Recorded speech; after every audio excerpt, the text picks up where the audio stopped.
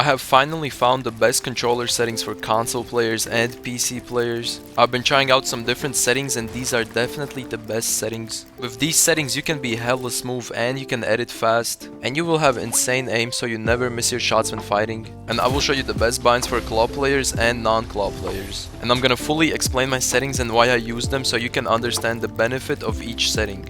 So first off, 120 FPS, you can put this on next gen consoles only and it helps a lot. Next up, my brightness is on 150%. This is so I can see my opponents clearly. It just removes the shadows. And as you can see, if you're box fighting someone, the brightness really helps. You can clearly see your opponents and it just makes fighting so much easier. For my colorblind mode, I use Chitanope 7. This is a comparison between all the modes and as you can see, Chitanope is the brightest one so it's way easier to see. So moving on, my motion blur, I have it turned off because I just don't like it. And motion blur also gives you input delay, and as we play on console we just want to reduce our input delay so we can edit faster. So for the game settings, make sure you have auto open doors on, because when you're building and sometimes you can mess up an edit, if you make a door on accident you can just run straight to it so you don't lose your momentum when you're build fighting. Mantle activation, I have this on hold to jump so I don't mantle on accident when I'm trying to do right hand peeks.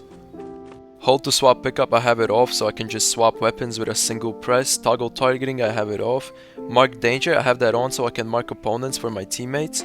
Auto pick up weapons, I have that off as well so I don't pick up weapons on accident. My preferred item slots, you can copy my item slots. I have the shotgun in the first slot, SMG in the second, I have heals in the fourth, and in the fifth slot I usually have an AR or maybe a movement item like the rocket ram or impulse grenades. These are very good item slots. You always want to have the shotgun in the first spot. These 4 building options, you want to have the first 3 on and the last one on both. This will reduce your input delay on console and just make you edit way faster, especially auto confirm edits both.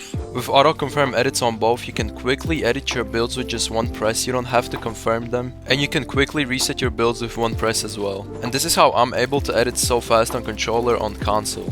All these extra game options, just copy them, but make sure to turn on tap to search interact because this will allow you to open chests with just one click. You don't have to hold your square button if that's your interact button, and it's just way easier to play. Also, turn off all the replays if you don't need replays because replays will give you input delay and make your frames worse because you're also recording the game while you're playing the game, so make sure to turn off all the replays. For the game UI, if you want big damage numbers when you're shooting someone, just copy my reticle settings. Make sure to put the number scale on 125%. This will make your damage numbers look very clean and very big when you're shooting someone. For my HUD scale, I have that on 75%. It doesn't look too big and it just looks clean. For these extra gyro settings, just turn off all the gyro options. These can give you more input delay if you have extra settings messing with your game, so I've turned mine off because I don't use gyro options.